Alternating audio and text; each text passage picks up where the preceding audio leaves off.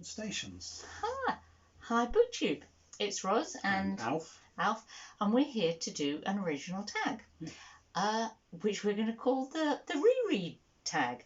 And I have to say, I was kind of inspired to do this by doing the DNF Tag that Scott and Nell did from Gunpowder Fiction and Plot, because it got me thinking about that sort of thing, about rereading it. So this feels like almost like a natural partner to that one. So we'll give it a go.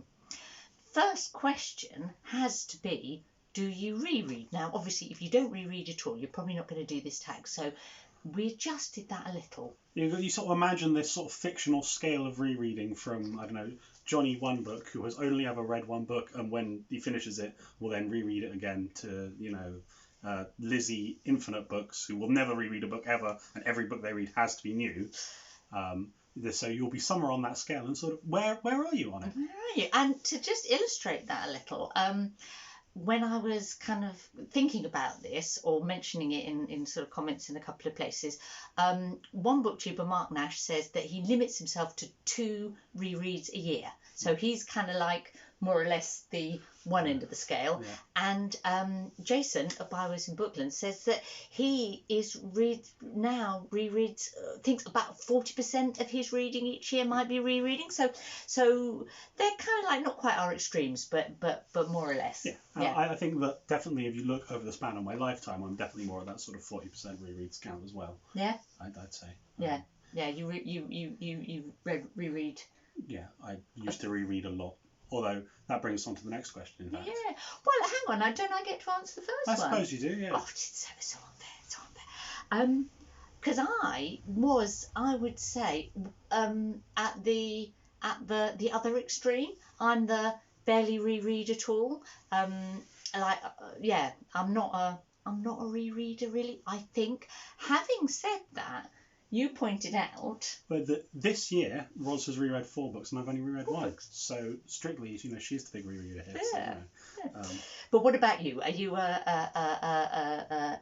never, hardly ever, or a lots and lots? And equally, has that changed?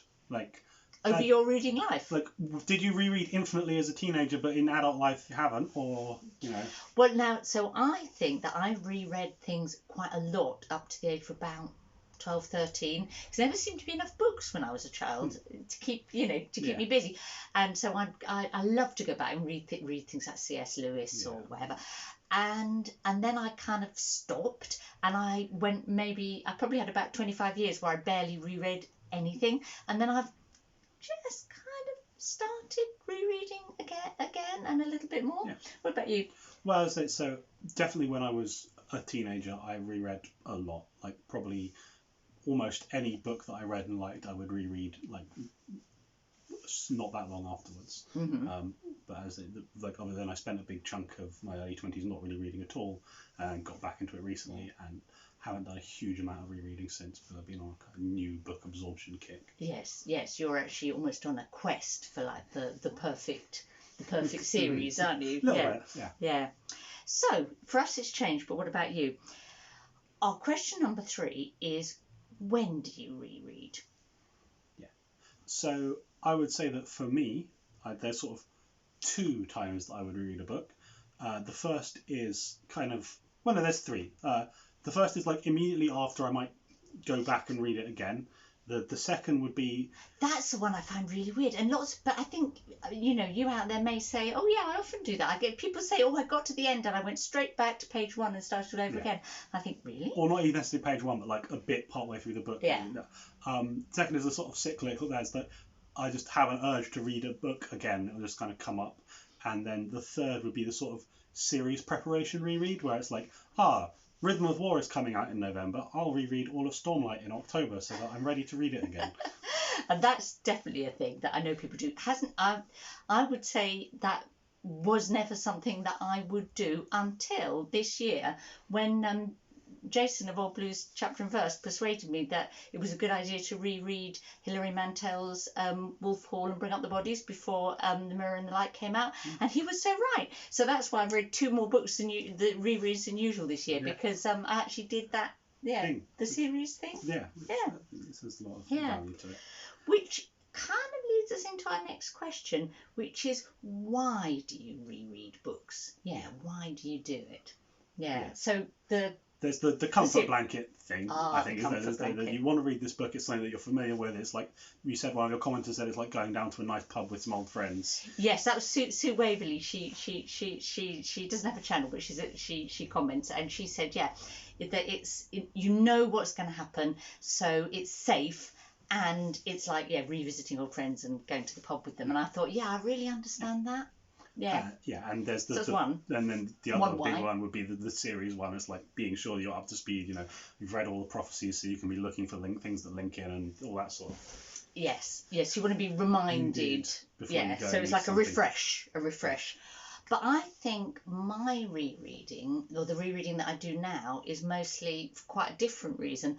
And I mean, I do the Rediscover the Joy reread with very, very limited authors. But I'll say which, really. You probably know if you know this channel. You know which. Later question. But generally, I'm rereading because it's something that I read years ago, so this is the when again. Something that I read perhaps when I feel like I might have been a different person. So I could, I'm coming back to it to see whether I experience it differently with the different life experience I've had in the meantime. Or, and this is a kind of like the third one for me, there's sort of comfort and there's sort of, will it be the same book? Do I really remember it? And then the third one is I might actually get a layer of understanding and depth out of this. It's a kind of like a critical. There's a sort of the comfort and the change and the I think that's the sort of the immediate reread thing, is that then you're not caught up in the plot. You can look at the prose and the pattern and the connection. Yeah, the style, the form, the more analytical reread. Yeah, I think that's probably fair. So those are the whys. Yeah. So how do you read? Yeah, I mean, so this is often it's a very difficult question. I don't really have a strong answer on this, but I think it's like, I know that there's different approaches. Like, if you're rereading it, do you skim through it because you know what's happening and it's quick, or do you read it much more slowly because now you don't have to worry about the plot and you can focus in? Yeah. I know that there's people that prefer to reread on an audiobook because they couldn't keep track on audio if they were having to follow everything, but as a second shot it doesn't matter as much. Yes, the audio really works for a reread in a way it doesn't for perhaps for some of us for a first time round. The other thing that I do differently rereading than reading is that I don't have to start at the beginning. Yes, yeah, I've definitely done that thing of like just thinking about something in a book and going and searching through it to find like that scene or that conversation or whatever, and then getting caught up and reading all the rest of the book. Another kind of I think that will do for how. That will do for how, because you'll have different things, won't you? Yeah, how. And on to the art now. Next question is who or what do you reread more specifically? Yeah. Okay. And this brings me, my who is Jane Austen. Yeah. I'm more likely to reread Jane Austen than any other book or author. That's like a thing for me, I suppose. And sort of Bronte's in sort of second place, do you think? Well, yeah. I mean, the other what is classics, I suppose. Classics that I read that I feel like I may have not fully appreciated because I was young when I read them, or that I might have, or I just know that I want to go back. That's definitely a what for me. Is that, it's Dickens, it's the Brontes. Yeah, those are. Tolstoy, those are the kind of the what's for me. Yeah, I don't reread non-fiction. I don't think I've ever reread a book of non-fiction. Have you? I think I reread Bad Science. Oh, right. Ben Goldacre, yeah. And in fact, looking up there, Briefer History of Time. Yes. I reread. Yeah, well, you have to reread that to see if you might understand it the second time or the third time. Well, it was that specific. Like, someone asked me about model dependent realism, so I went and found the bit in it where he explains it from his perspective, and then I'd started reading it, so off I went. Yeah.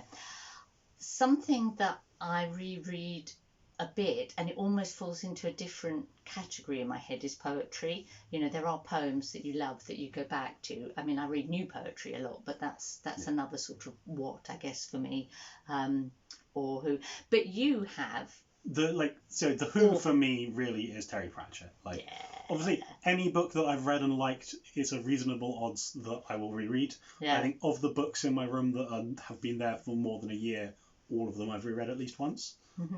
Except sort of Lord of the Rings, where I read it once badly as a 12-year-old and then once properly as a 17-year-old. And so I don't know that fully counts. And then I bounced off it a couple of times trying to reread it again. Yeah. Which is a terrible nerd shame that no one was telling anyone about. Later this year, maybe I'll give it another shot. But why? When there's other things, aren't there? So that's our specific who or what, I guess. Now, the specific who is Terry Pratchett, where probably every Discworld book I've read at least 3 times, except the very last one. Right. Now, here's a question. Is there a book that you've read that was better on a reread than it was the first time? Yes, definitely. Like, my immediate thought for this when you say that was Perdita Street Station by China Miéville. Yeah? There's something about the prose in that is like such a nightmare. But then once I've read it through once and know all the weird plot bits that are going to happen going through, then all the foreshadowing links up and you can, it flows a lot more neatly, and all of the kind of moving parts, you can see them beginning to slot together, and the pretty wordplay and stuff becomes something you can focus on a lot more. So that was a better for you. I've had a few betters, I suppose. I think one big one for me was Anna Karenina. I think that the first time I read that I was too young, and when I came back to it, I had much more understanding of Anna perhaps than I would have done. Jane Eyre was another like that, where I had a different appreciation perhaps of the story and her character. Coming back to it, it kind of grew. There are books that shrink and books that grow, and those are two that grow. Mansfield Park is I've talked about that before. I thought it was really boring, and now it's like one of my favourite Austins, and I know more than one person that says that about Mansfield Park on a reread. So yes, those were betters. What about books that got worse when you reread them? That got worse. Yeah, now that is quite painful and sad when that happens, and it's definitely happened to me. Has it happened to you? I assume that it must, but I can't think of any strong examples off the top of my head. Yes, no. Well, yes, I think maybe because you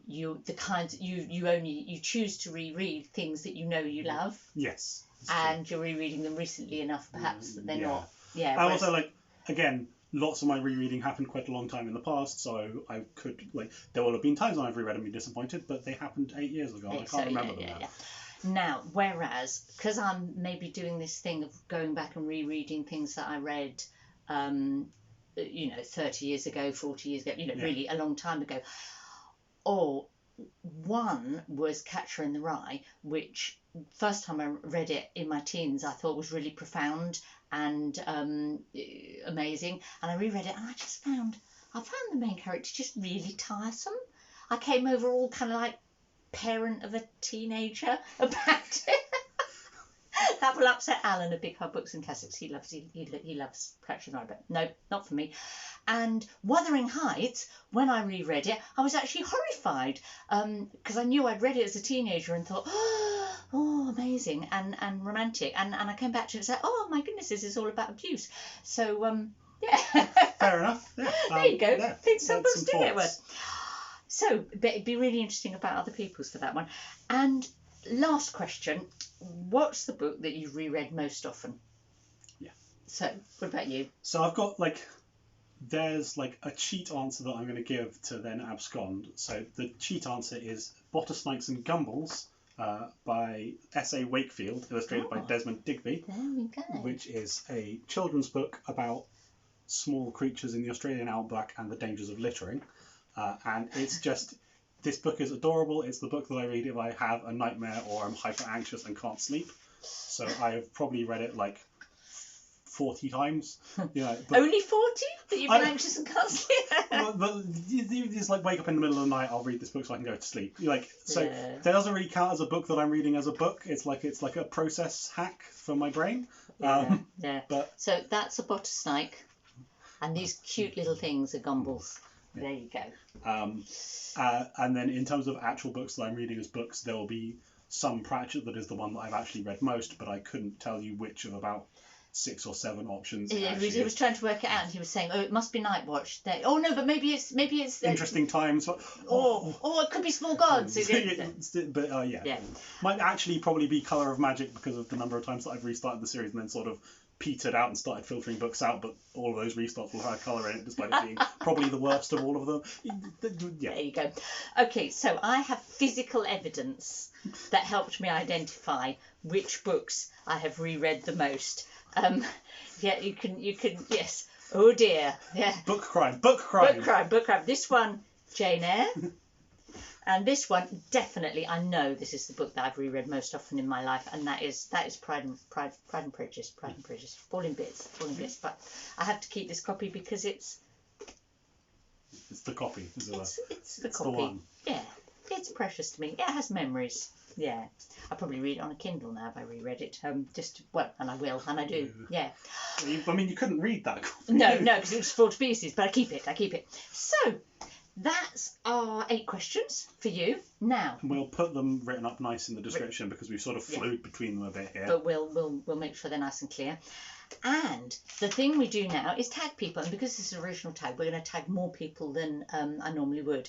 And I'm going to start with the 2 people who were kind of our examples for each end of our scale. So Jason of Byways in Bookland and Mark Nash, although Mark rereads so little that he may feel he can't do it.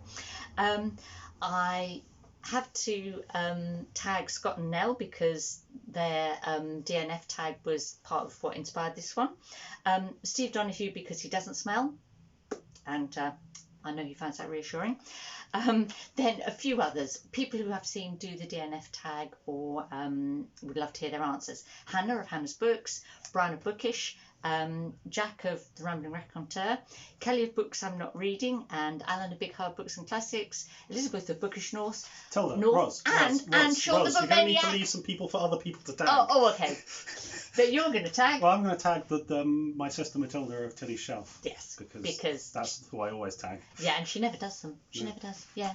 And then I can needle her when we meet up. Absolutely. In front of a lake. Thank you. Hope you have fun doing this. We had fun making it.